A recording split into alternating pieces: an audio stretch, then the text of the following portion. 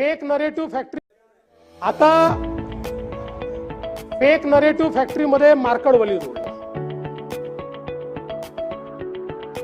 आणि काय काय त्या ठिकाणी हे चालले ते मला खरं सांगतो मी, बाकी कोणाचं मला आश्चर्य नाही. तुम्हाला माननीय पवार साहेबांचं मला आश्चर्य आहे, फक्त पवार साहेबांचं. कारण हा देशातला एक अतिशय बॅलन्स नेता. काय यापूर्वी नाना तुमच्या पक्षाने अनेक वेळा ईव्हीएमचा मुद्दा मांडला, पवार साहेबांनी कधी मांडला? कधीच नाही. हारले तरी जिंकले तरी. यावेळी मात्र पहिल्यांदा पवार साहेबांनी एक नवीनच लॉजिक आणलं. मला रे ईव्हीएमचं सेटिंग असं झालं आहे की छोटी राज्य आम्ही जिंकतो, मोठी राज्य हे जिंकतात. कर्नाटक छोटं राज्य आहे, बंगाल छोटं राज्य आहे, जाऊ द्या. नाही त्याचं जाऊ द्या. आता ते हे एकटे पडले आता त्याच्यामध्ये. कारण परवा जम्मू काश्मीरमध्ये तिथले जे मुख्यमंत्री आहेत उमर अब्दुल्ला यांनी सांगितलं हे ईव्हीएम वर बोलणं सोडून द्या. त्यांना सांगितलं, सल्ला दिला. ममता दीदींनी पण सल्ला दिला. या ठिकाणी खरं म्हणजे आपण जर बघितलं तर इथले जे उमेदवार तुमचे होते निवडून आलेले उत्तम जानकर, त्यांना 843 मत आहेत.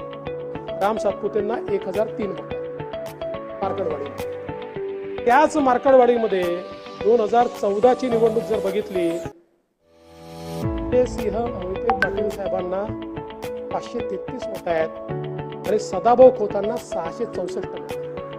लोकसभेची 664 मत आहेत. त्यानंतर पुन्हा जशी विधानसभा झाली, विधानसभेतली मतं बदललेली आहेत.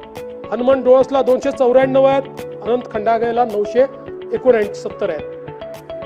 2019 ची निवडणूक तुम्ही बघा, लोकसभेची रणजित सिंग नाईक निंबाळकर यांना 956 मत आहेत मार्कडवाडीमध्ये आणि संजय मामा शिंदेना 355 राष्ट्रवादी काँग्रेसची.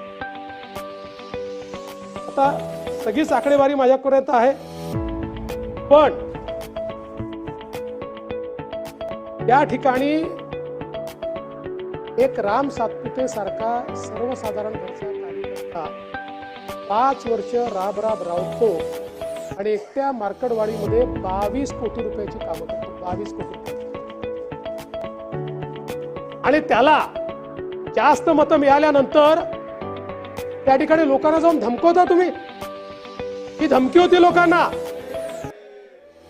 त्याची ऑडिओ रेकॉर्डिंग आहेत की आपल्याला इथे वोटिंग घ्यायचं बॅलेटचं आणि बॅलेटच्या वोटिंग मध्ये मत कोणाला मिळालं पाहिजे तर राष्ट्रवादी काँग्रेस शरद पवार पाटील. ही कोणची पद्धत आहे? ही कोणची लोकशाही आहे? की लोकशाहीमध्ये अशा प्रकारे लोकांना धमकवायचं. नवीन घडामोडी पाहण्यासाठी आजच आम्ही मुंबईकर 24 तासला लाईक करा, सबस्क्राईब करा आणि अपडेट रहा.